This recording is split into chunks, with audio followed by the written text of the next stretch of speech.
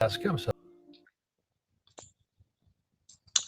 Welcome back to my channel, guy, the big screen here. In today's video, we're diving deep into the intricate world of finance, exploring its impact on society, culture, and humanity. We will uncover the truths and the lies that shape our understanding of money, wealth, and power.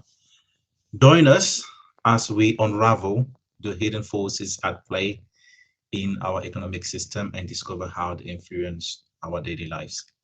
If you're ready to challenge what you think you know and gain a French perspective on financial work, stick around and let's get started. So today, this video is on Motivation Hub. Uh, YouTube is a 2019 Robert Kiyosaki, which speaks about being broke and how the school system basically keep us being the mass very poor or poor because we don't have any idea about making an investment, about finances. We're not being taught that at school or in school. So please, no further ado, let's watch the video. your job is to get a job. I said, but you get a job to earn money. He goes, no, you're supposed to just get a job. I went, no. Isn't the purpose of a job to earn money? He goes, you're correct. I said, so why don't I just learn about money? I can skip the job part. And he got flustered. The difference there, his dad is a government employee and his friend's dad is an entrepreneur. Entrepreneur means that you take your own capital, you invest. You might lose, you might win, you might gain, but you're learning from that. It's a learning experience, a learning curve. So when you're an employee, you have a set task to do. You have to do. You have a set task you have to do. You know already what you have to do. That's what I'm saying. When you're an entrepreneur, you learn the risk, you learn the ups and the downs, you learn the system, you learn everything. So nothing is yet set for you until maybe you get a grasp on what you're doing. But as an employee, it's like me being a chef, is that you know what to do, you know what you have to do during your shift, during your service, what to expect. And then it's just like a linear thing. So you just have to follow basically.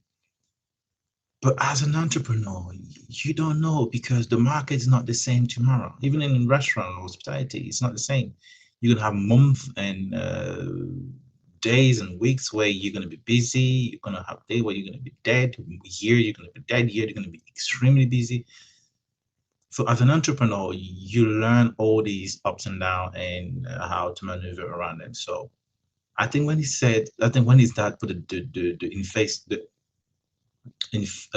emphasis on, oh, he is an entrepreneur, I am a government employee, that hit me.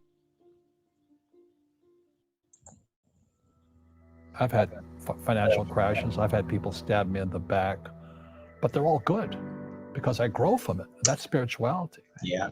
People who are afraid of making mistakes, like they teach in school, they don't ever grow. Because spirituality is there's good and there's bad, there's right and there's wrong, there's up and there's down. Most people only want to be right, they only want to be positive. Well, you can't have that. That's not reality. Well, I wasn't poor by most people's standards, but I came from a family with a poor attitude, if you know what I mean. Because rich, poor, middle class, poverty starts with a fundamental attitude. Poverty is passed on. It's taught in your families. And middle class is taught in families. And so the people right now who are sitting at home, who are struggling financially or worried about money or unhappy, they may be making a lot of money, but unhappy with what they're doing, it was probably taught to you. Your super ego was taught, get a job, work hard, or you'll never be rich, or the rich are evil, or whatever. The school system will never teach you about money. The school system was designed to teach you to be an employee, which is important, or a doctor or a lawyer, a specialist, but never about money.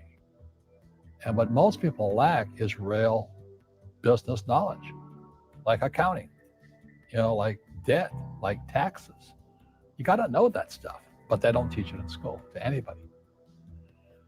So, and then when people ask me, how did your rich dad learn this when your poor dad, a PhD, didn't?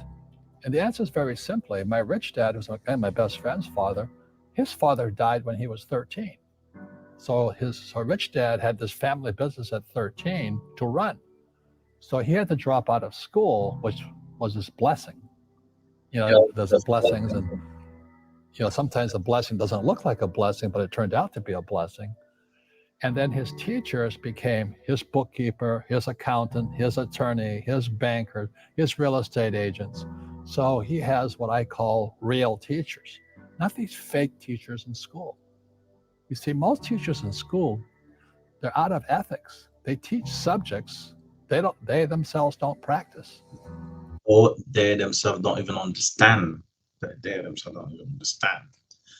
Because it's one thing to teach a subject like mathematics, physics, chemistry, or accounting.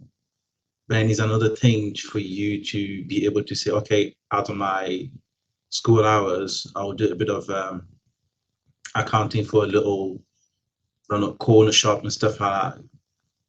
But because what we've been taught is different when you put it in practice. It's totally different. So teachers just teach, but can they actually put that in practice and work with it? Very, very few. I'm not saying all of them, very, very few. I asked the teacher, I said, I'm in my third year of calculus now. It was called strength of materials. I said, am I ever going to use this stuff? He goes, no. Said, why do you teach it? Because I get paid. I said, do you ever use it? He goes, no. And that's why, you have to, in life, one of the things I suggested people, you got to find a real teacher versus a fake teacher. And a fake teacher is somebody who doesn't do what they teach. And a real teacher is doing what they teach every day. So my accountants, my attorneys, they're in it every single Yeah, that's what we're just talking about. That's exactly what I was just saying. day. That's how I learn, because every day I'm solving problems in my business. So I have accountants and attorneys and bankers and all these people on speed dial, because I'm solving problems with my team. I see you giving this knowledge out, and Yeah. do the rich people cringe and say, "Don't tell them that, Rob"? Yes. Don't tell people what you know. Keep them poor. But unfortunately, the poor, as was in the Bible, I'm not real religious, the poor will always be amongst us, because it starts up here. Right. It's that fear mentality. It's in their words, and the words become flesh. Again, I'm not really religious. I flunked out of Sunday school also. But when they say I can't afford it or I can't do that, they go down. They become what they say. My PhD daddy says, what do you think I am, made of money? I can't afford that. And my rich dad would say, that's why he's poor. Poor people say, I can't afford it, I can't do that, I don't have time. Because it's an escape. It's an escape. You know what I mean? It's easy to say, I can't afford it. And your rich dad used to say what instead of I can't afford it? How can I afford it? How can I do that? What would it take? Or why should I do that? He says that a question opens the mind, a statement closes the mind. See, when you say I can't afford it, your mind shuts down and you become what you say. Rugby is a team sport, but so is soccer. The rules are different. And other people are golfers. They play by themselves. And so everybody's different. So my game financially is business, number one. Second is real estate. So what I say to young people is, you find your game.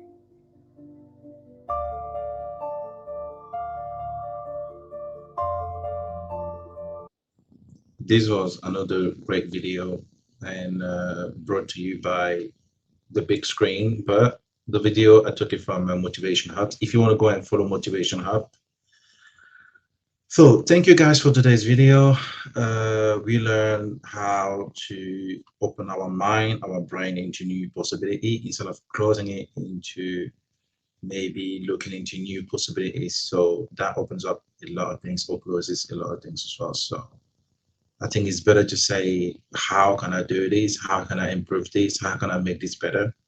Than to say, I don't think I can do it, or I cannot do it, or I don't have the means to do it. But instead of going around and finding those means, getting those means and making it happen. So I'll leave you with that. Peace out.